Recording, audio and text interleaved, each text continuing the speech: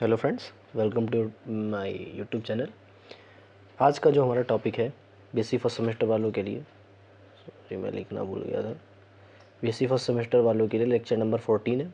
अगर आप अभी इस चैनल पे अभी नए आए हैं तो मेरे प्रीवियस लेक्चर देख लीजिए, जिससे आपको ये लेक्चर समझने में कोई भी प्रॉब्लम नहीं होगी। चलिए आज का हमारा टॉपिक स्टार्ट करते हैं। जो टॉपिक है आज का हमारा, दैट इज़ रेशियो टेस्ट। ठीक, क्या है कि late summation un be the series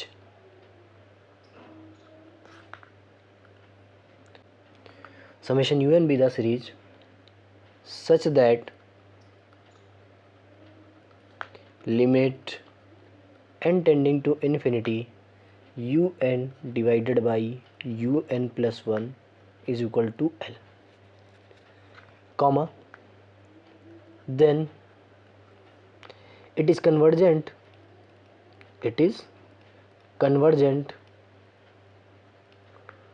if l, that is l, ये जो l यहाँ पे आया है, limit n tending to infinity un by un plus 1 से, द रेशियो टेस्ट, यही है रेशियो टेस्ट, इसका मतलब रेशियो लेना है हमें, is greater than 0। That is the first point.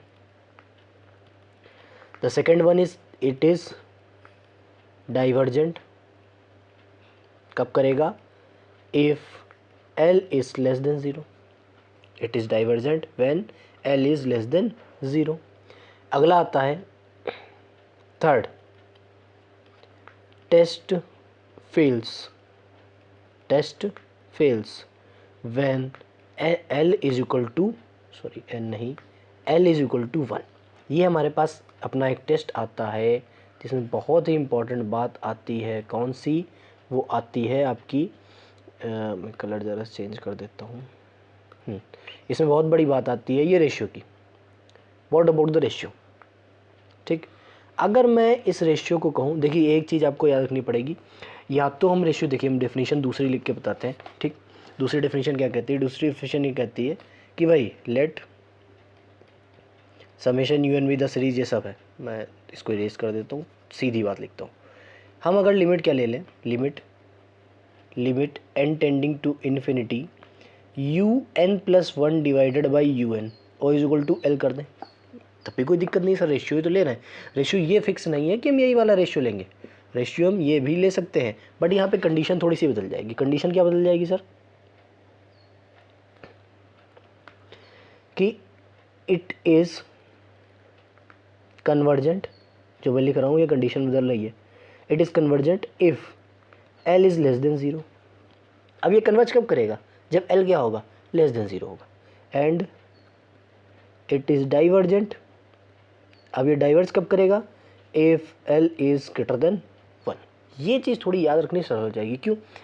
यही सेम टेस्ट हम कॉचीज एंड थ्रूट टेस्ट में करके आए, सेम, कि l अगर 1 से छोटा है तो वो कन्वर्जेंट होगा, l अगर 1 से बड़ा है तो डाइवर्जेंट होगा, और टेस्ट फेल हो जाएगा।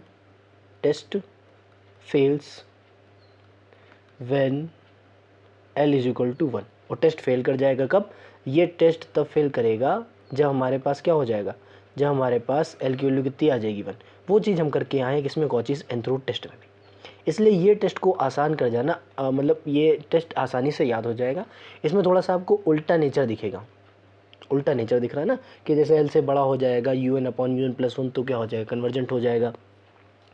और un अपॉन un प्लस 1 जब l से, सॉरी 1 से छोटा हो जाएगा तो फिर से वो डाइवर्जेंट हो जाएगा, 1 से बड़ा होगा कन्वर्जेंट हो जाएगा। तो ये थोड़ा सा उल्टा प्रोसेस हो जाएगा। तो हम सिर्फ और सिर्फ ये वाला प्रोसेस ही याद रख के चलेंगे, जिससे हमको कोई प्रॉब्लम नहीं होगी आगे आने वाले क्वेश्चन से। ठीक, ये हमारा कॉचीज एंड थ्रूट टेस्ट के बाद वाला टेस्ट है। कौन सा वाला टेस्ट? Ratio test. इसकी जो प्रूविंग है मैं नहीं करा रहा हूँ, मैं आप लोगों के लिए छोड़ देता हूँ। इसका प्रूफ इम्पॉर्टेंट है नहीं भी है, ज़्यादा आया हुआ है। ठीक, तो हो सके तो आप लोग इसे तैयार भी कर लीजिएगा, कोई दिक्कत नहीं है। वैसे ज़्यादा इम्पॉर्टेंट है नहीं, आया हुआ है पिछले कुछ सालों में। ठीक, तो अगर आप तैयार भी कर लेंगे तो उससे कोई आपत्ति होगी नहीं। ठीक, चलिए स्टार्ट करते हैं थोड़े से अपने क्वेश्चन। इसी पे अपने क्वेश्चन करते हैं थोड़े से। कौन से वाले टेस्ट पे? इसी टेस्ट पे, ये वाला टेस्ट हम अप्लाई करेंगे इसमें। ठीक, तो जो मैं क्वेश्चन यहाँ पे लिख रहा हूँ वो क्वेश्चन है क्या? मैं क्वेश्चन लिख रहा हूँ। ठीक, क्वेश्चन है हमारे पास बहुत ही बेहतरीन, जो पिछले साल लो में आया हुआ है। प्रीवियस ईयर क्वेश्चन ही मैं कराता हूँ इसमें। Plus 3 to the power p divided by 3 factorial है सर, ये फैक्टोरियल है, 21 नहीं लिखा है sorry, 4 to the power p divided by 4 factorial. ये हमारे पास एक सीरीज़ दी गई है। सबसे पहले हम क्या करते हैं, सबसे पहले आपको पता होगा हम निकालते हैं क्या इसमें अपना पहला टर्म, इसमें हम क्या निकालते हैं अपना पहला टर्म। देखिए पहला टर्म निकालने के लिए हम एक चीज़ करेंगे, हम इस सीरीज़ को दूसरे फॉर्म में लिख रहे हैं। देखिएगा हम इस सीरीज़ को दूसरे फॉर्म में लिख रहे हैं, कैसे लिख रहे हैं देखो, क्या मैं इसको ऐसे लिख सकता हूँ 1 to the power p divided by 1 का फैक्टोरियल। क्या मैं इस वाले 1 को, ये जो रन लिखा हुआ है ये मैं थोड़ा सा आपको बता देता हूँ, हाँ ये वाला जो 1 लिखा हुआ है ये वाला 1, ये वाले 1 को हम इस फॉर्म में लिख सकते हैं या नहीं, लिख सकते हैं ना, कि 1 की पावर p तो कुछ भी उससे कोई मतलब नहीं होगा, और सभी के डिनोमिनेटर में 1 तो हमेशा होता है, तो उसको 1 फैक्टोरियल लिख दिया। अगला आ गया 2 to the power p divided by 2 factorial. अगला टर्म लिखा हुआ है 3 to the power p divided by 3 factorial. अगला टर्म लिखा हुआ है 4 to the power p divided by 4 factorial plus dash dash dash dash so. हमें चाहिए क्या होता है यहाँ पे चाहिए होता है nth टर्म। क्या चाहिए होता है nth टर्म। सो nth टर्म कितना आ जाएगा देखो, पहले टर्म में 1 की पावर p, देखते ऑब्जर्व करते, थोड़ा सा ऑब्जर्व करते, इसको हम कहते क्या है फर्स्ट टर्म, इसको हम क्या बोलते हैं फर्स्ट टर्म। ये वाला जो है हमारा वो क्या है सेकेंड टर्म, ये वाला जो है वो हमारा क्या है थर्ड टर्म, ये वाला जो है वो हमारा क्या है फोर्थ टर्म। फोर्थ टर्म में 4 आ रहा है, थर्ड टर्म में 3 आ रहा है, सेकेंड टर्म में 2 आ रहा है, फर्स्ट टर्म में 1 तो आ ही रहा है। इसका मतलब अगर हम इसका nth टर्म निकालेंगे उसमें यही तो आएगा ना, जो यहाँ पे लिखा है वही तो nth टर्म है, जो यहाँ पे लिखा है वही तो क्या है nth टर्म है, बस कोई बात नहीं है। इतना सिंपल होता है यहाँ पे आपको nth टर्म निकालना, बहुत सिंपल है nth टर्म निकालना, जो आप समझ ही गए होंगे मेरे ख्याल से। Now n is replace by n plus 1 sorry, n को हम क्या कर रहे हैं रिप्लेस कर रहे हैं किससे n प्लस 1 से। कैसे रिप्लेस करेंगे देखिए, जब भी रिप्लेसमेंट की बात आती है, रिप्लेसमेंट का मतलब क्या होता है जहाँ जहाँ n लिखा है वहाँ उसकी जगह पूरा का पूरा n प्लस 1 को ले आओ।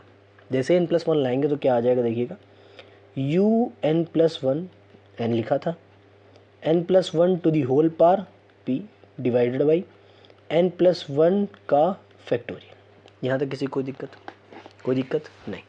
हम करने क्या वाले हैं, यहाँ से एक चीज़ सॉल्व करने वाले हैं। क्या सॉल्व करेंगे देखिए, मैं यहाँ से ये लिख सकता हूँ कि n plus 1 to the power p divided by n plus 1 का फैक्टोरियल क्या होता है, सभी को पता होगा n minus 1 factorial. n plus 1 में माइनस 1 होगा तो कितना बचेगा, नहीं तो बचेगा। क्या यहाँ से हम ये देख सकते हैं कि n फैक्टोरियल हमारे पास आ गया, तो इसको अगर हम ऐसे लिख दें n to the power p divided by n factorial, तो खाली ऐसे सॉल्व करने के लिए मैं ले रहा हूँ उसको। n प्लस 1 की एक पावर घट जाएगी कि नहीं, घट जाएगी तो कितना आएगा n plus 1 to the power p minus का 1। यहाँ तक कोई दिक्कत आपको, यहाँ तक कोई दिक्कत नहीं सर, कोई दिक्कत नहीं है, ठीक है। देखिए n प्लस 1 की होल पावर कितनी आ जाएगी p माइनस 1, क्योंकि n प्लस 1 से n प्लस 1 की पावर माइनस हो जाएगी, ठीक। n की पावर p हमने मल्टीप्लाई किया और n की पावर p हमने क्या कर दिया डिवाइड कर दिया सर, कोई दिक्कत किसी को, ठीक। अब ये जो टर्म लिखा है दैट इज, ये वाला जो टर्म लिखा है ये किसके बराबर होता है, ये अपना un के बराबर है कि नहीं है, तो हमारे जो un प्लस 1 आएगा वो un अपॉन में चला जाएगा और मल्टीप्लाई में कितना आ जाएगा n plus 1 to the power p divided by अपना आ जाएगा n प्लस 1 और n to the power p। अब यहाँ पे आपको कोई दिक्कत हो तो आप मुझे बता सकते हैं, ठीक। अब ये इंटरेस्टिंग थोड़ी प्रॉपर्टी आ गई, बहुत ही इंटरेस्टिंग प्रॉपर्टी, आप समझ नहीं सकते कितनी इंटरेस्टिंग प्रॉपर्टी, यार ये दिखाते हैं। इसको लेके चलते हैं अगले वाले। अब ये देखो, ये हमारे पास जो वैल्यू आई है वो क्या वैल्यू आई है, वो हमारे पास आई है कि un प्लस 1 बराबर, इसको मैं ऐसे लिख सकता हूँ 1 by n plus 1 multiply by n plus 1 divided by n to the power p। क्या इसमें किसी को कोई दिक्कत, आराम से देखिए, हाँ सॉरी मैं भूल गया हूँ, आप लोगों ने बता दिया, थैंक यू। तो हमारे पास आया U N plus one upon U N is equal to one upon N plus one. Limit solve करने की तरीका है, बहुत यूनिक तरीका मैं बता रहा हूँ आप लोगों को, बहुत यूनिक तरीका बता रहा हूँ। अब मैं क्या करूँगा, लिमिट अप्लाई करूँगा सर। अब मैं क्या करूँगा, लिमिट अप्लाई करूँगा। क्या लिखने वाला हूँ कि वन बाई सॉरी हाँ नहीं नहीं नहीं नहीं नहीं एक चीज़ तो लिखना भूल ही गया, क्या, U N plus one upon U N, ये तो लिखना भूल ही गया ना। तो लिमिट आ जाएगा N tending to infinity one upon N plus one multiply by one plus one by N to the power P. अब ये हमारे पास क्या आ गया है, अपना लिमिट वैल्यू आ गई। अब फिर से याद करते हैं क्या था हमारे पास। देखिए हमारे पास क्या था, ये सीरीज़ थी, यू एन हमने निकाला, यू एन निकाल लिया। कैसे निकाला, first term second term third term observe करके निकाला है। ऑब्जर्व करा, उसके बाद यू एन प्लस वन निकाला। यू एन प्लस वन में इस वाले टर्म की देखी वैल्यू, भैया ये आ रही है, तो मतलब ये यू एन है, यू एन इसके अपॉन में आ जाएगा और उसके डिनोमिनेटर में आ जाएगा। उसके बाद थोड़ा सा दिमाग लगा के सॉल्व कर लिया, ठीक। थोड़ा सा दिमाग और लगाएंगे कि लिमिट जैसे ही अप्लाई करेंगे, हम अप्लाई करना है, ठीक। अप्लाई करेंगे तो क्या आएगा, देखो वन अपॉन इन्फिनिटी वो कितना होता है, ज़ीरो। वो कितना होता है, ज़ीरो। कोई दिक्कत यहाँ तक किसी को, ठीक। और ये जो वैल्यू लिखी है एन प्लस वन, इसमें भी जैसे ही इन्फिनिटी आएगा तो वन बाई इन्फिनिटी क्या हो जाएगा, ज़ीरो। ज़ीरो का मल्टीप्लाई वन से करेंगे तो वैल्यू कितनी आएगी, ज़ीरो। तो लिमिट अप्लाई करी है तो ज़ीरो आई है। For all values of p is member of real number. p चाहे जो कुछ हो ये हमेशा ज़ीरो रहेगा। क्यों, क्योंकि p का इस पर कोई फ़र्क नहीं पड़ेगा। क्यों नहीं पड़ेगा सर, क्योंकि वन बाई एन जो है वो टेंड करेगा ज़ीरो की तरफ as n tending to infinity. तो one plus one by n का जो होल वैल्यू है वन की तरफ टेंड करेगा as n tending to infinity, one की तरफ टेंड करेगा। तो चाहे हम पावर p लगाएं और चाहे पावर q लगाएं और चाहे पावर 2q लगाएं, चाहे p का स्क्वायर लगाएं, चाहे जो पावर लगाएं, वैल्यू तो वन ही रहेगी ना, क्योंकि वन की पावर कुछ भी हो तो वैल्यू तो वन ही रहेगी। जब वहाँ कुछ भी रहेगा तो p चाहे जो कुछ रख दो वैल्यू तो हमेशा वन ही आएगी ना। और वन का मल्टीप्लाई जैसे जीरो कराओगे तो वैल्यू कितनी आएगी, ज़ीरो। तो हमारे पास जो लिमिट था N tending to infinity U N plus one upon U N, वो क्या आया, less than one. Because it is less than 1, so the given series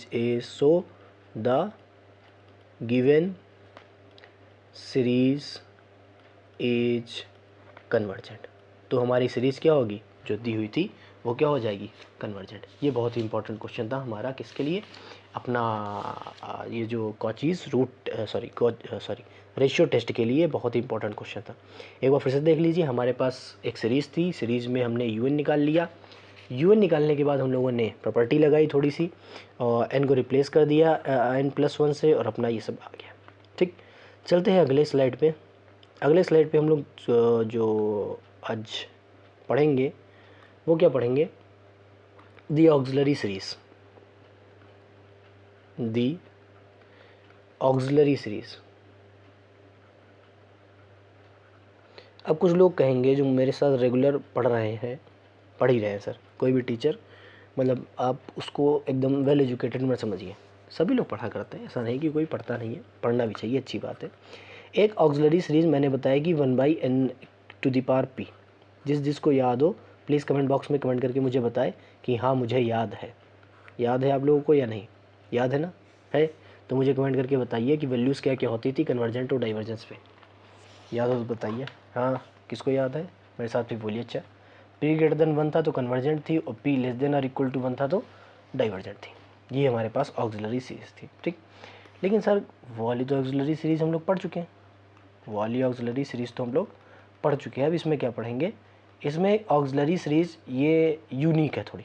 कैसी है, लॉगरिथमिक वाली। ये कैसी है, लॉगरिथमिक वाली। देखिए कैसी है, ये दिखती है, ये देखने में लगती है ऐसी, one by N log N to the power P.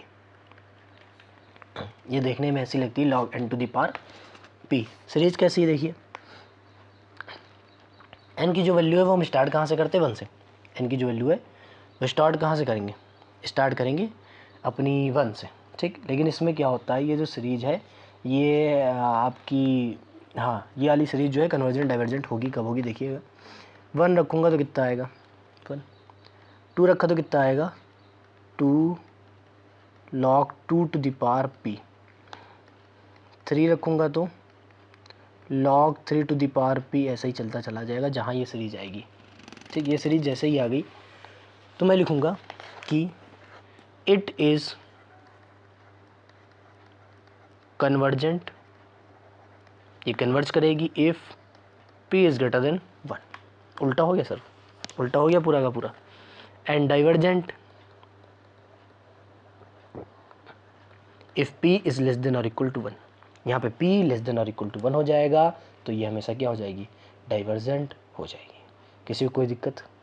ठीक, ये वाला थोड़ा एप्लीकेशन आएगा आपको, लेकिन हाँ स्कूल्स मतलब कॉलेजेस वाली आपकी एक्सरसाइजेज में और आपके स्कूल के मतलब कॉलेजेस के आपके वो टेस्ट में पेपर में नहीं आता है। ये खाली इम्पोर्टेंट किसके लिए अभी मैं बता देता हूँ।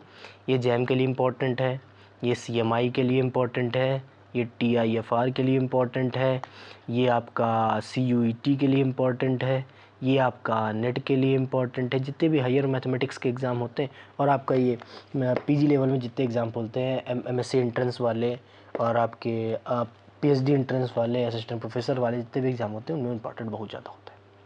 ठीक, अब हम अगला टेस्ट की बात करते हैं। अगले टेस्ट की, अगला जो टेस्ट है वो है हमारा रेबीज़ टेस्ट।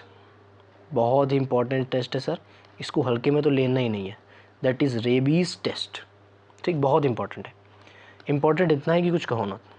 ठीक, ये इम्पॉर्टेंट ज़्यादा है। क्या कहता है रेबीज़ टेस्ट, सुनिएगा। Test summation UN be the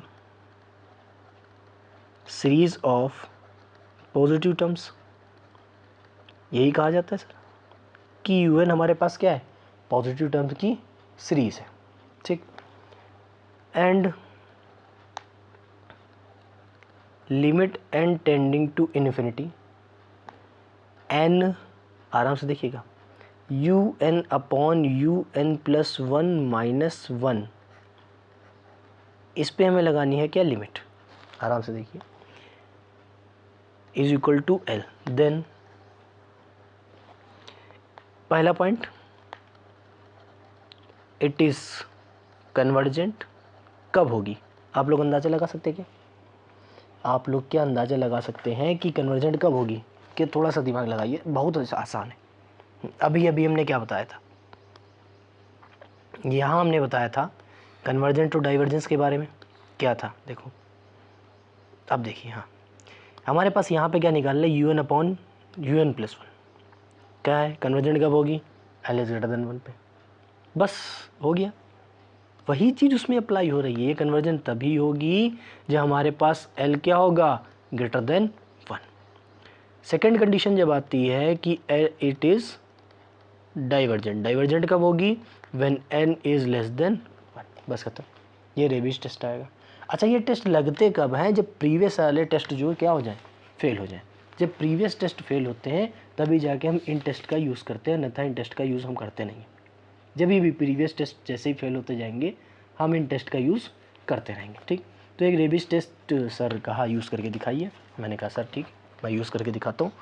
उसके लिए एक बहुत ही प्यारा प्रश्न लिया है PYQ से कि 1 का स्क्वायर डिवाइडेड बाई 4 का स्क्वायर प्लस 1 का स्क्वायर मल्टीप्लाई बाई 5 का स्क्वायर डिवाइडेड बाई 4 का स्क्वायर मल्टीप्लाई बाई 8 का square plus 1 square 5 square 9 square divided by 4 square 8 square multiply by 12 square. आराम से देखते रहिए, 1 स्क्वायर 5 स्क्वायर 9 स्क्वायर और अपना 13 square divided by 4 square 8 square 12 square और 16 square plus dash dash dash dash. अब देखिए, सबसे बड़ी बात यहाँ पे आती है आपको फर्स्ट टर्म इसका, सॉरी जनरल टर्म इसका निकालना। पहली बात तो यहीं से आती कि हम जनरल टर्म कैसे निकालें इसका। देखिए हम बताते, छोटी सी बात बताते। पहले ऊपर वाले को देखिए कि ऊपर वाले में टर्म्स बढ़ते जा रहे हैं आगे वाले टर्म में। कहा सर हाँ, ऊपर वाले में टर्म्स बढ़ते जा रहे हैं आगे वाले टर्म में। नीचे देखिए, नीचे वाले में टर्म्स बढ़ते जा रहे हैं आगे वाले टर्म में। कहा हाँ सर, नीचे वाले में टर्म्स बढ़ते जा रहे हैं आगे वाले टर्म। जैसे यहाँ पे एक टर्म में यहाँ 2 हो गए, यहाँ 3 हो गए, यहाँ 4 हो गए, ऐसे ही बढ़ते जा रहे हैं।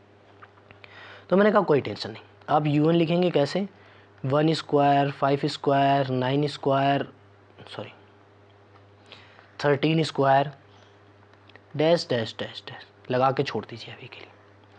अगला 4 square 8 square 12 square 16 square dash dash dash लगा के छोड़ दीजिए। अब क्या करिए, 1 को लिखिए, 5 को लिखिए, 9 को लिखिए, 13 लिखिए। अब देखिए क्या इसमें कॉमन डिफरेंस सेम है? कहा सर हाँ, 4 ऐड करके सबको प्राप्त किया जा सकता है।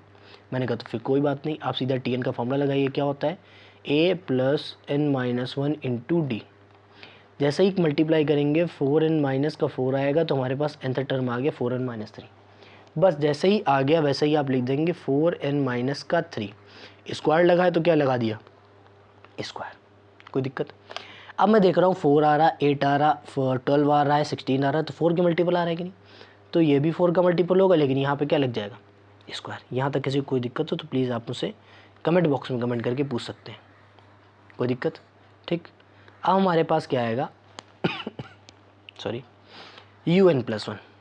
हमारे पास क्या आएगा? un+1 क्या आता है? 1 square, 5 square, 9 square, 13 square, dash dash dash. अब जैसे ही n की जगह n+1 रखेंगे कितना आएगा? कोई बता सकता है? कोई बता सकता है? अगर पता है तो प्लीज़ कमेंट बॉक्स में कमेंट करके बताइए आप लोग। ठीक। जैसे ही n+1 रखेंगे तो हमारे पास आ जाएगा 4n+1 का होल स्क्वायर। क्यों? जैसे ही n की जगह n+1 रखेंगे तो 4 मिलेगा हमें, 4 3 से माइनस हो जाएगा, वो वैल्यू हमेशा उतनी दे देगा। 1 स्क्वायर, 8 स्क्वायर, 12 स्क्वायर, 16 स्क्वायर और multiply dash dash dash 4n का होल स्क्वायर है, 4n स्क्वायर नहीं है। और आपका आ जाएगा 4n+1 का होल स्क्वायर, मतलब 4n+4 का होल स्क्वायर, ये आ जाएगा एक्चुअल में। तो हम क्या करेंगे, अब देखिए ये जो टर्म लिखा हुआ है, मैं यहाँ पे थोड़ा सा बॉक्स बना देता हूँ छोटा सा। ये जो टर्म लिखा हुआ है, इतना लिखा है जो, ये किसके बराबर है? un के। तो un+1 कितना आ जाएगा? un अपना 4n+1 अपॉन में 4n+4 का होल स्क्वायर। तो हमारे पास जो आ जाएगा वो आ जाएगा un+1 डिवाइडेड बाई un बराबर 4n+1 डिवाइडेड बाई 4n+4 अपना आ जाएगा, हाँ 4n+4, और इसका क्या आ जाएगा? Whole square. यहाँ तक किसी कोई दिक्कत? ठीक, यहाँ तक कोई दिक्कत? अब ये रेशियो टेस्ट होगा कि नहीं? अब ये रेशियो टेस्ट होगा कि नहीं? लगाओ। अच्छा, रेशियो टेस्ट कितना आएगा? Limit n tending to infinity un+1 divided by un बराबर कितना आएगा? 4 कॉमन कर लेंगे 16 आएगा, 4 कॉमन कर लेंगे 16 आएगा। लिमिट अप्लाई करेंगे ना n टेंडिंग टू इन्फिनिटी में, तो पता होगा 1/n लेते हैं। तो जैसे 4 कॉमन करेंगे, 4n कॉमन कर लो तो n स्क्वायर आएगा, n स्क्वायर आएगा, n स्क्वायर से n स्क्वायर खत्म, 16 से 16 खत्म। 4n जैसे ही कॉमन किया 1/4n आ जाएगा, और 4n कॉमन करने से तो 1 + 1/n की पावर 2 आ जाएगा। n टेंडिंग टू इन्फिनिटी करा पे वैल्यू कितनी आ गई? 1। जैसे ही 1 आएगी वैसे हम कहेंगे ये क्या हो गया? Test fails. ये क्या हो गया? Test fails. अब जैसे ही टेस्ट फेल हुआ है तो क्या करेंगे? अब हम रेबीज़ टेस्ट की तरफ जाएंगे। कौन से टेस्ट की तरफ जाएंगे? रेबीज़ टेस्ट की तरफ जाएंगे। तो रेबीज़ टेस्ट क्या कहता है हमसे कि limit n tending to infinity तो करो, लेकिन ऐसे करो un/un+1 माइनस का 1। ये तो कहा है un/un+1 minus, sorry un+1 minus का 1। हाँ, तो कितना आ जाएगा? Limit n tending to infinity n आएगा un+, इस चीज़ का याद रखिएगा। तो हमारे पास आएगा 4n+1 का 4n+4 का whole square divided by 4n+1 का होल स्क्वायर माइनस का 1। अब a square minus b square लगा सकते हैं। मैं यहाँ पे सॉल्व करके बता देता हूँ डायरेक्ट ही। क्या आएगा देखिएगा कि 4n+4 का होल स्क्वायर माइनस 4n+1 का whole square. a square minus b square लगाएंगे कितना आएगा? a + b और a minus b, 4n+4 minus 4n minus 1। तो 4n से 4n खत्म हो जाएगा, 3 आ जाएगा। यहाँ 4n ऐड करेंगे 8n आएगा, और प्लस का 5। तो मैं इसको लिख सकता हूँ कि limit n tending to infinity n आपका आएगा 3 8n प्लस का 5 डिवाइडेड बाई 4n प्लस का 1 का होल स्क्वायर। ठीक, यहाँ तक किसी कोई दिक्कत हो तो आप मुझसे कमेंट बॉक्स में कमेंट करके पूछ सकते हैं, कोई भी प्रॉब्लम नहीं है, मैं उसे बताने का पूरा प्रयास करूँगा। ठीक, तो यहाँ पे हम क्या करेंगे? n ऊपर से कॉमन करेंगे, n स्क्वायर नीचे से कॉमन करेंगे, तो वैल्यू कितनी आएगी देखिएगा। Limit n tending to infinity n square common कर लिया तो कितना बचेगा? ऊपर आपका आएगा 24 divided by 5/n, sorry 15/n divided by, जैसे ही n स्क्वायर नीचे से कॉमन कर लिया तो बचेगा 4 + 1/n। यहाँ तक किसी कोई प्रॉब्लम हो तो आप उससे पूछ सकते हैं। ठीक। एक चीज़ दिक्कत हो गई है कि हमने 4 का क्या नहीं लगाया, स्क्वायर। लिमिट अप्लाई कर देंगे, एन स्क्वायर से एन स्क्वायर खत्म हो गया तो हमारे पास आ जाएगा 24 डिवाइडेड बाई 4 का होल स्क्वायर कितना होता है 16। 8 से काट देंगे, वैल्यू कितनी आएगी 3/2। 3/2 हमेशा क्या है 1 से बड़ा है, 1 से बड़ा है तो ये कैसा होगा कन्वर्जेंट हो जाएगा। कोई दिक्कत? अब देखिए ये वाला जो क्वेश्चन था कितना इंपॉर्टेंट था। ऐसे ही क्वेश्चन आपको मिलेंगे बीएससी में, प्रीवियस में आपको जैम में मिलेंगे, गेट मिलेंगे, नेट में मिलेंगे। ऐसे क्वेश्चन मिला करते हैं, मतलब डायरेक्ट नहीं, थोड़े से एप्लीकेशन बेस्ड होते हैं, इंटर कनेक्टिविटी होती है उनमें। ठीक, तो आज का लेक्चर कैसा लगा है आप मुझे कमेंट बॉक्स में कमेंट करके बता सकते हैं। मिलेंगे अगली क्लास में, तब तक के लिए गुड बाय।